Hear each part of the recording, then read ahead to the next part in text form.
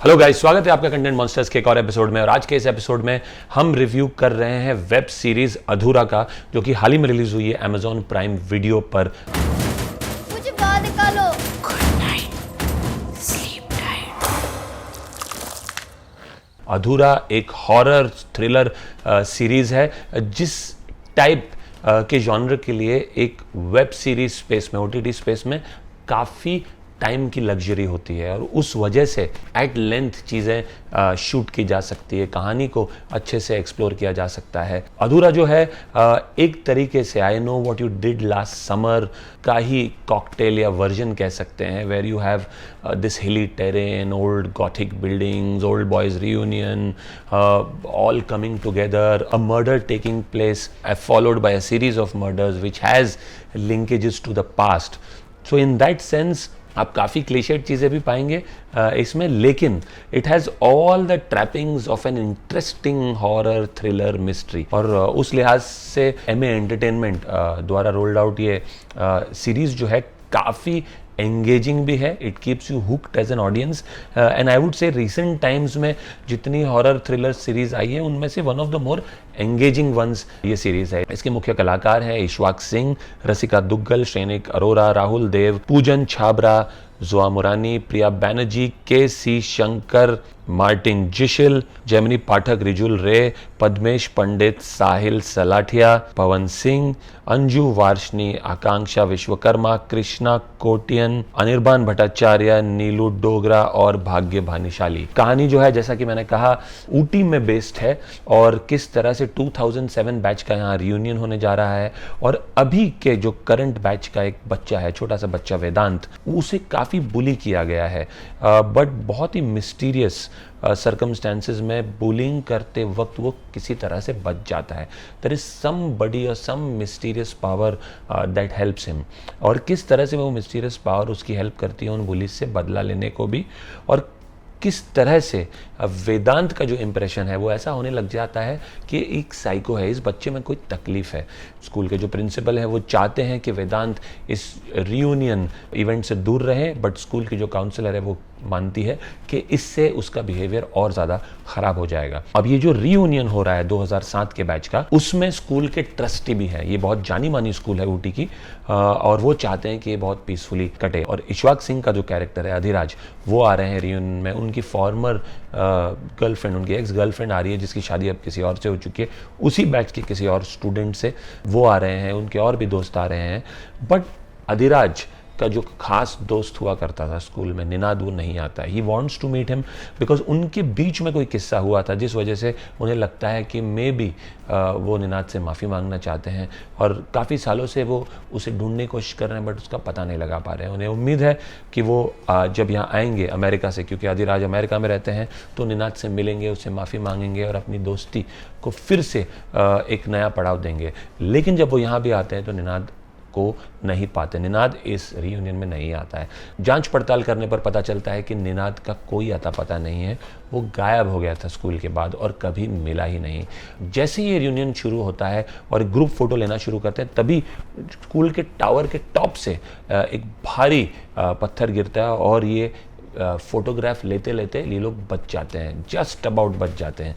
तो जैसे ही ये रियूनियन शुरू होता है, कुछ न कुछ गड़बड़ शुरू हो जाती है। जब ये असेंबली हॉल में इकट्ठा होते हैं, तब वेदांत वहाँ पहुँच जाता है और अधिराज से कुछ कहने की कोशिश करता है और बेहोश हो जाता है। एक एक करके कोई ना कोई घटना रियूनियन पे हो रही है जो कि बहुत मिस्टीरियस, पैरानॉर्मल लग रही है। लोग परेशान है कि क्या हो रहा है। While all of this is happening, वेदांत की हालत ख़राब होती जा रही है, उसे फ्रीक्वेंट ब्लैकआउट्स हो रहे हैं, उसे इन्फर्मरी में रखा गया है जहाँ पे एक छोटा सा हॉस्पिटल भी है स्कूल प्रीमाइसेस के अंदर। लेकिन बावजूद इसके, जहाँ भी वेदांत पहुँच जाता है, कोई ना कोई घटना हो रही है, कोई ना कोई अनटूवर्ड इंसिडेंट हो रहा है। क्या लेना देना है वेदांत का इस सब से? निनाद कहाँ है? क्या हुआ था निनाद के साथ सालों पहले? क्योंकि आखिरी दिन जब निनाद को देखा गया था, उस दिन निनाद और अधिराज का झगड़ा हुआ था। उस दिन निनाद को भी बुली किया गया था उसके दोस्तों द्वारा, और वही दोस्त अब रियूनियन में आए हैं। एक एक करके रियूनियन में आने वाले कुछ 3-4 लोग मरना शुरू कर देते हैं मिस्टीरियस सर्कमस्टेंसेस में। कोई सुसाइड कर रहा है, कोई बिल्डिंग के ऊपर खड़ा है जो बिल्डिंग ही गिर जा रही है, कुछ समय पहले इस स्कूल के पुराने डीन अभी हार्ट अटैक से मरते हैं, लेकिन वो बहुत मिस्टीरियस सी डेथ होती है। उनकी बॉडी का शेप पूरा बदल चुका होता है, तो पता नहीं वो हार्ट अटैक है या कुछ और है। Is there some paranormal activity going on? क्या निनाद ही है जो वेदांत के अंदर आके बदला ले रहा है अपने साथ पुराने हुए गुनाहों के लिए? क्या इसका मतलब ये है कि निनाद इस दुनिया में नहीं रहा? क्या हुआ था आखिरी दिन उसके साथ? उसको जब बुली किया गया था और जब वो वैसे भी उदास था कि उसके बेस्ट फ्रेंड अधिराज के साथ उसका झगड़ा हुआ है, उसके बाद उसके साथ क्या होता है?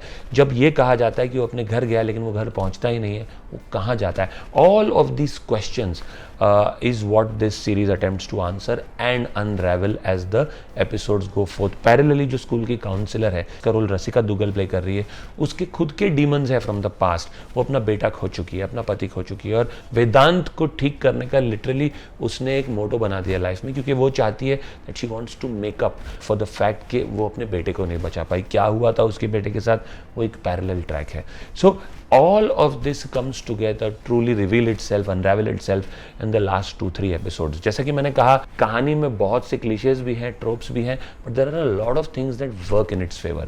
सबसे पहला, I think the location and ambience and the setting, the fact that ये ऊटी में set है, dark, gloomy background, wintry setting, old British architecture style schools, throughout the series एक माहौल जो है gloomy है, मानसून का माहौल है, एक लुक फील, एक एम्बियंस जो और सेटिंग जो क्रिएट किया गया है, वाइड कॉरिडोर, ज़्यादा लाइट नहीं आ रही है, ये सारा comes together to give you the creeps, to give you the scares. तो वो एक बहुत अच्छी चीज़ है। सेटिंग जो है इसकी वो बहुत ही स्ट्रॉन्ग पॉइंट है। Second, I think the VFX and the background score has been used to great advantage for driving up or dialing up the thrills and scares.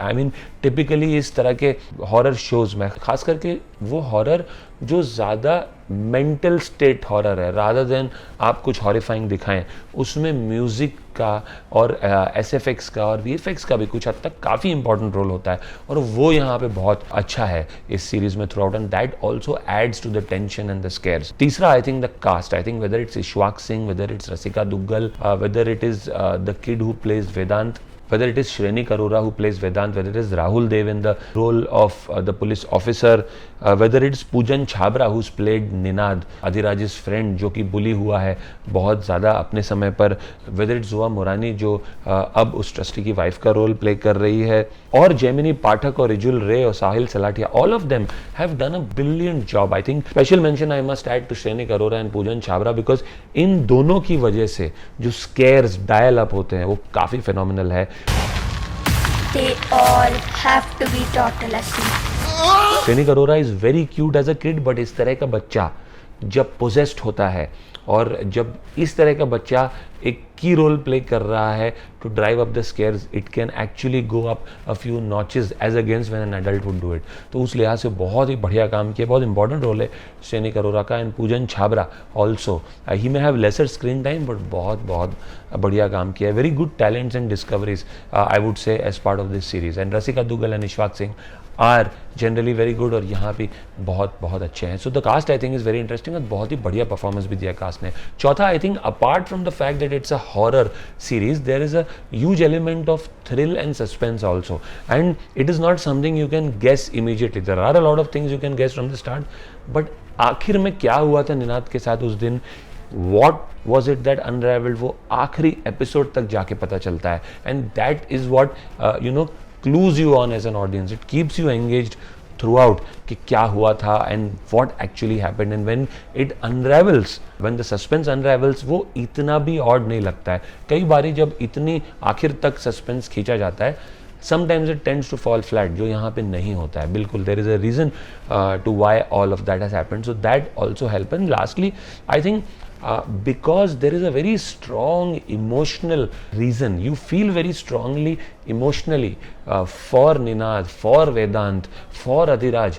That is why when you know the reason as to why what happened earlier and what therefore are the repercussions everyone's facing now.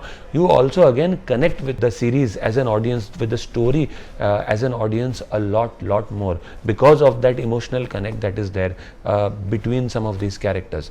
So these 5 I think are some of the biggest strengths of this series. What maybe doesn't work, I think to some extent lot of cliches and tropes that are typically associated with horror series जहाँ पे spirits घूम रही हैं, तो वो एक चीज़ है. बीच में कहीं I think the pacing could have been faster. Maybe 7 episode की जगह इसे 6 एपिसोड में क्रंच किया जा सकता था. It would just have become slightly more fast paced. तो मेरे ख्याल से ये 2 चीज़ें हैं जो थोड़ा सा इसे पुल डाउन करती है. सीरीज एंड बहुत ही इंटरेस्टिंग नोट पे होती है जहाँ पे जैसिका दुग्गल का जो कैरेक्टर है, जो काउंसलर है, अब वो किसी के पास जाती है जो उसे हॉस्पिटल में मिलती है और वो स्पिरिट से बातें करती है. वो बातें करना चाहती है, मैसेज पहुंचाना चाहती है अपने मरे हुए बेटे को. But this experiment apparently goes wrong and she becomes possessed और वहाँ ये सीरीज खत्म होती है, which is a clear indication that the makers have a season 2 in mind. Season 1 was very engaging. Now I hope they don't make season 2 just for the sake of cashing in on a successful season 1. अगर कहानी वाकई बहुत interestingly बढ़ सकती है तभी season 2 होना चाहिए. So that is something that remains to be seen. But overall I would say definitely a one-time watch. I would give it a rating of 6.5 on 10. अगर आपने शो देखा तो ज़रूर हमें बताइए आपको कैसे लगा कमेंट सेक्शन में बिलो. और अगर आपको हमारा रिव्यू पसंद आया हो तो हमारे चैनल को सब्सक्राइब कीजिए और आते रहिए ऐसे ढेर सारे रिव्यूज़ के साथ. We'll see you soon. Thank you.